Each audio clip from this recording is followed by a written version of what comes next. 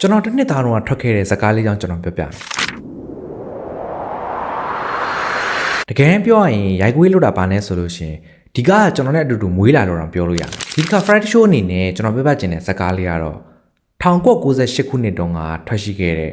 Driver Jordan ကြီးရိုက်ထားတဲ့ Small Soldier ဆိုတဲ့ဇာတ်ကားလေးပဲဖြစ်ပါတယ်ကျွန်တော်တို့19 ဘုန်းနေငယ်ဘွားအမှတ်တရကိုပြန်သွားကျင်တယ်ဆိုလို့ရှင်ဒီဗီဒီယိုလေးကိုအဆုံးထိကြည့်ကြည့်လိုက်ပါ Driver Jordan ကြီးဆိုတာ1984ခုနှစ်တုန်းကထွက်ခဲ့တဲ့ Gremlin တို့ကိုရိုက်ကူးခဲ့ရလို့ဆိုတော့ဒီ Small Soldier ကလည်းအဲ့ဒီ Gremlin ကိုမှ Chiefs တွေနဲ့ accurate လုပ်ရတဲ့ပုံစံမျိုးပါပဲ2000ခုနှစ်ဝန်းကျင်လောက်တော့ဒီလိုရုပ်ကားတွေဟာတော်တော်ကြီးခက်စားရပေါ့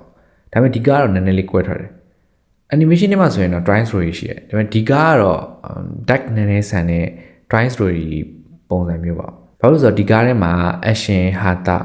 ပြီးတော့စစ်တိုက်တဲ့အခန်းတွေပါတယ်ပေါ့နော်အဲ့တော့သူကဟိုလူကြီးလည်းကြည့်ရတယ်လူငယ်လည်းကြည့်ရတဲ့ပုံစံမျိုးပေါ့ဒီနေ့မှာတော့ကျွန်တော်ကဇလန်းချင်းလောင်းလေးတော့မပြောပြတော့ဘူးเนาะ Mr. Friday YouTube မှာ movie recap အနေနဲ့စကားတကားလုံးကို10မိနစ်စာနဲ့ကြည့်လို့ရအောင်လို့ဖန်တီးထားလေးတော့ရှိတယ်ပေါ့နော်ဒီကကြည့်ဖို့လူတွေအတွက်ဆိုလို့ရှိရင်လည်း memory brain break အနေနဲ့အတိတ်ကိုခဏပြန်သွားလို့ရတယ်လို့မကြည့်ဘူးသေးဘူးဆိုလို့ရှိရင်လည်းအကြည့်ကိုကြည့်တဲ့စကားလေးပါနော်နောက်တစ်ခုကျွန်တော်ပြောတာရှိသေးတယ်ဒီကားထဲမှာပါတယ်မင်းသမီးကတော့ Mary Jane ပဲကျွန်တော်တို့ Spider-Man ကားတွေကနေပြီးတော့ဒီမင်းသမီးငယ်ဘွားလေးပေါ့နော်နောက်ပြီးတော့ visual effect တွေအနေနဲ့ဆိုလို့ရှိရင်1998ခုနှစ်တုန်းကထွက်ထားရဲဆိုပေမဲ့တော်တော်လေးမိုက်တယ်ပေါ့ဒီကဘယ်လိုများရိုက်ထားလဲဆိုပြီးတော့ကျွန်တော်စိတ်ဝင်စားနေ YouTube မှာတစ်ခေါက်ရှာကြည့်သေးတယ်တချို့ခိုင်နေဆိုလို့ရှိရင်တော့သူကအရုပ်တွေမပါဘဲနဲ့ကွန်ပျူတာ animation အနေနဲ့ပဲသူတို့လုပ်လိုက်တာမျိုးရှိတယ်တချို့ခိုင်နေကြတော့ဒီ action figure ကိုပဲ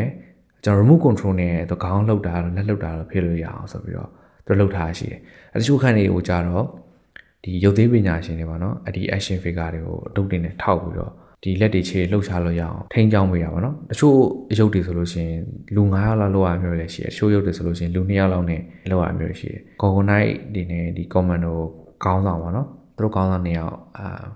fight တဲ့ action ခံလေးဆိုလို့ရှိရင်လှုပ်ထားတော်မိုက်ဆိုတော့အဲ့ဒီရုပ်တွေကကျွန်တော်တို့စော့ဝင်ရမှာဆိုတော့တော်တော်ပြောကြကောင်းပါဘာလို့ဆိုတော့ဟိုဘက်ကလူနဲ့ဒီဘက်ကလူနဲ့ဒီအရုပ်ကိုထိန်းနေသူတို့က action လှုပ်တာဟုတ်ဆိုတော့ကိုယ်တိုင်လည်းအဲ့လိုမျိုးစော့ခဲ့ရမှာဆိုလို့ရှိရင်တော့တော်တော်ကြီးမိုက်မှာပဲဟိုတလောတော့မှ